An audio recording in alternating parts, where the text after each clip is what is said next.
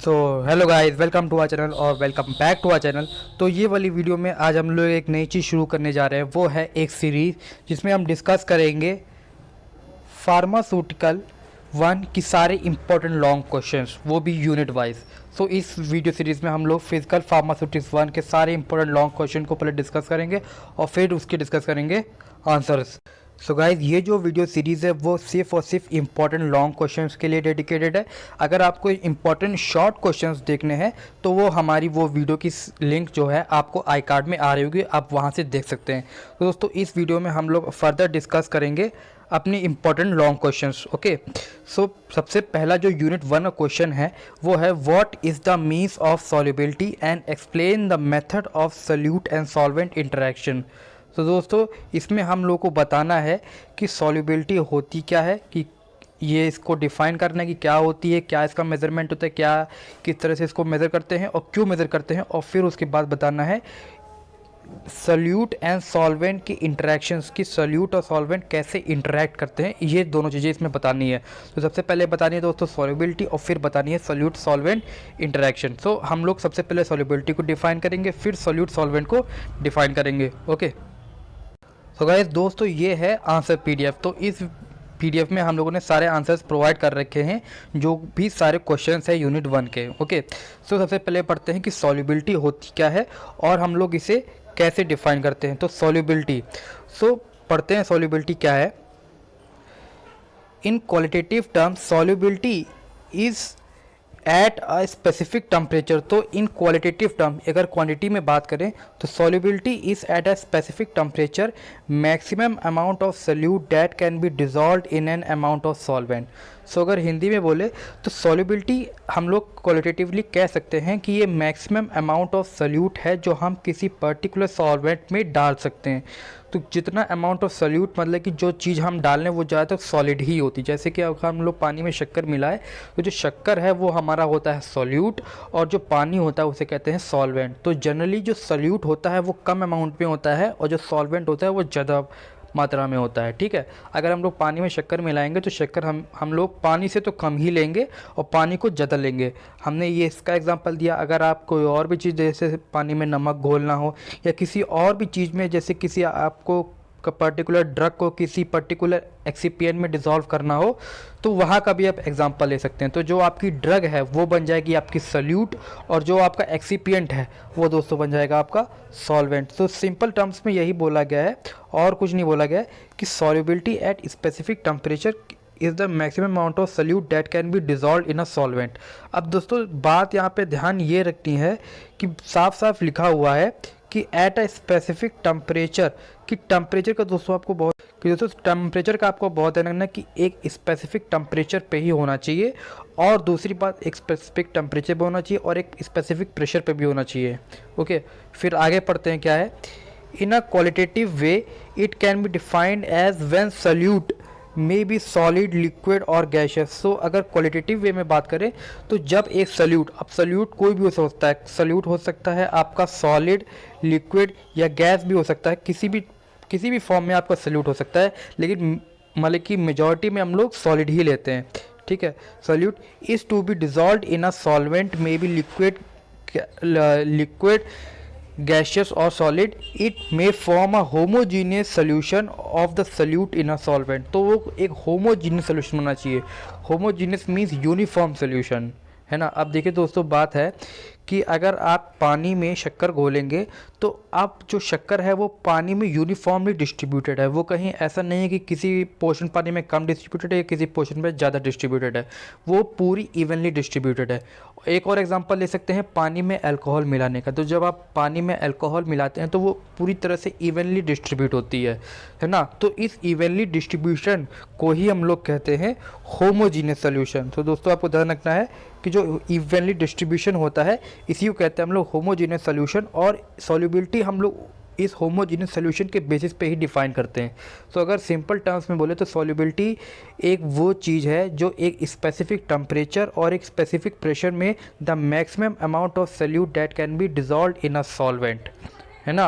और दोस्तों ये आपको बात ध्यान रखनी है कि जो सल्यूट होता है वो सॉलिड भी हो सकता है, लिक्विड भी हो सकता है, गैसेस भी हो सकता है, और जो सॉल्वेंट है आपका वो भी सॉलिड, लिक्विड या गैसेस हो सकता है। जो आपके सल्यूट और सॉल्वेंट दोनों भी किसी भी फॉर्म में हो सकते हैं, बस शर्तें ये है कि आपका जो सॉल्यूशन होना चाहिए वो दोस्तों होमोजीनियस होना चाहिए।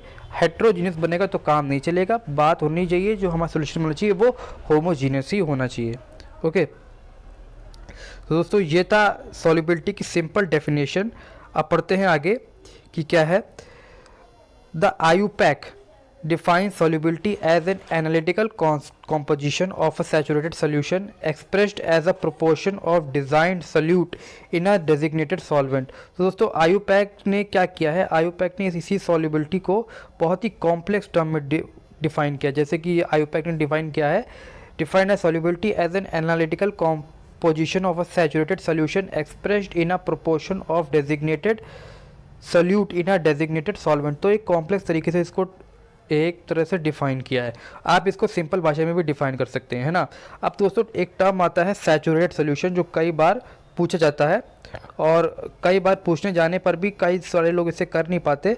तो सैचुरेटेड सोल्यूशन क्या होता है, तो दोस्तों एक सिंपल बताता हूँ कि अगर आप पानी में शक्कर घोलें और शक्कर घोलते रहे तो एक समय आएगा कि अब और शक्कर नहीं घुलेगी, अब पानी में और शक्कर नहीं घुलेगी, है ना। तो जब वो पॉइंट आ जाता है कि अब भाई उसमें और शक्कर नहीं घुलेगी, उसी पॉइंट को कहते हैं सैचुरेटेड सोल्यूशन। मीन्स अब उस सोल्यूशन में और अमाउंट ऑफ सोल्यूट नहीं डाला जा सकता। यहाँ पे मैंने शक्कर का एग्जांपल लिया, आप नमक का भी एग्जांपल ले सकते हैं कि अब आप उसमें और नमक नहीं डाल सकते। अल्कोहल का भी एग्जांपल ले सकते हैं कि पानी में अगर आप अल्कोहल मिलाते रहें तो एक समय आएगा कि अल्कोहल अब और डिज़ोल्व नहीं होगी। जब और अल्कोहल डिज़ोल्व नहीं हो रही है, उसी समय उस सोल्यूशन कहेंगे सैचुरेटेड सोल्यूशन। तो ये सोल्यूशन ऐसा होता है जहाँ पे कोई भी अमाउंट ऑफ सोल्यूट ऐड ज़्यादा नहीं किया जा सकता, है ना। तो वही लिखा है, addition or extra solute will not dissolve in saturated solution. The solubility may be indicated in terms of concentration, molar fraction, molar ratio and other units। तो यहाँ पे units भी दी हुई हैं कि जो हमारी solubility है उसको हम लोग टर्म एक्सप्रेस कर सकते हैं मोलर में, मोलर फ्रैक्शन में दे सकते हैं, मोलर रेशियो में दे सकते हैं और अदर यूनिट्स में भी दे सकते हैं। मोलर में हम लोग मोलैरिटी यूज़ करते हैं, m होती है। हम लोग नॉर्मेलिटी में भी एक्सप्रेस कर सकते हैं जिसपे n होती है। मोल फ्रैक्शन जिससे कोई यूनिट नहीं होती है, मोलर रेशियो भी कोई यूनिट नहीं होती है। कई सारे हम लोग SI यूनिट्स में इसको टर्म कर सकते हैं और ये IUPAC ने डिफ़ाइन किया है। इस IUPAC पूरा इंटरनेशनली रिकग्नाइज्ड है। सो हम लोग इन SI यूनिट्स के द्वारा सॉल्युबिलिटी को मेज़र भी कर सकते हैं और डिज़ाइन भी कर सकते हैं, डिफ़ाइन भी कर सकते हैं। ओके, सो आगे पढ़ते हैं।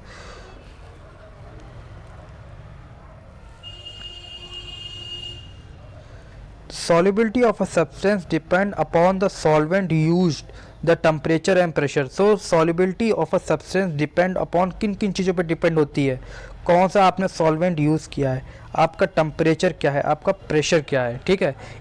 इन तीनों चीज़ों पे जो सॉल्युबिलिटी आपकी डिपेंड करती है। टेम्परेचर चेंज करेंगे सॉल्युबिलिटी घटेगी बढ़ेगी, प्रेशर चेंज करेंगे सॉल्युबिलिटी घटेगी बढ़ेगी, और सॉल्वेंट अगर बदलेंगे तब भी सॉल्युबिलिटी घटेगी या बढ़ेगी, है ना। Thermodynamically solubility of a drug in a solvent is under equilibrium condition given at any specific temperature pressure, ठीक है। तो थर्मोडायनेमिकली अगर हम लोग इसको एक्सप्लेन करें तो हर सॉल्युबिलिटी एक इक्विलिब्रियम कंडीशन पे होती है। इक्विलिब्रियम कंडीशन वो कंडीशन होती है जहाँ पे रिएक्शन हो सकती है, ठीक है। एक बैलेंस्ड कंडीशन होती है। और हाँ, हमें जब भी सॉल्युबिलिटी डिफाइन करनी होती है तो हमें इसमें साथ साथ लिखा है एट अ गिवन, मतलब कि हमको डिफाइन करना पड़ेगा टेम्परेचर एंड प्रेशर। तो आपको ध्यान रखना है ये बात, ये line, at a given temperature and pressure the maximum amount of, दोस्तों लिखा है the maximum amount of the most stable crystalline form that stay in a solution in a given volume of the solvent. हाँ, और दोस्तों ये भी है कि the maximum amount of stable crystalline form.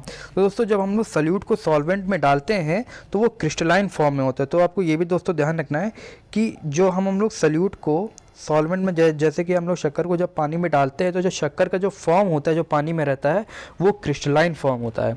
Okay, तो यही इसमें बात कह रहा है कि जो क्रिस्टलाइन फॉर्म में ही होगा और कितनी देर तक उसमें रह सकता है, ठीक है। फिर है thermodynamically thermodynamic equilibrium is obtain when the lowest overall energy of the state of the system is obtain. तो थर्मोडायनेमिक इक्विलिब्रियम क्या होता है? थर्मोडायनेमिक इक्विलिब्रियम मीन्स वहाँ पे कोई भी एनर्जी का एक्सचेंज नहीं हो रहा है, कोई भी एनर्जी का एक्सचेंज नहीं हो रहा है, या तो वो ज़ीरो हो रहा है या तो वो इतना कम है कि हम लोग उसको इग्नोर कर सकते हैं। इसीलिए लिखा है thermodynamic equilibrium is obtained when the lowest overall energy, मतलब कि जो ओवरऑल एनर्जी है सिस्टम की वो लो है, सबसे कम है।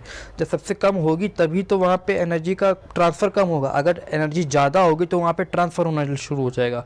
लेकिन एनर्जी जब बहुत ही कम हो जाएगी तो जो हमारा जो थर्मोडायनेमिकली स्टेबिलिटी इक्विलिब्रियम है वो भी कम हो जाएगा। ओके।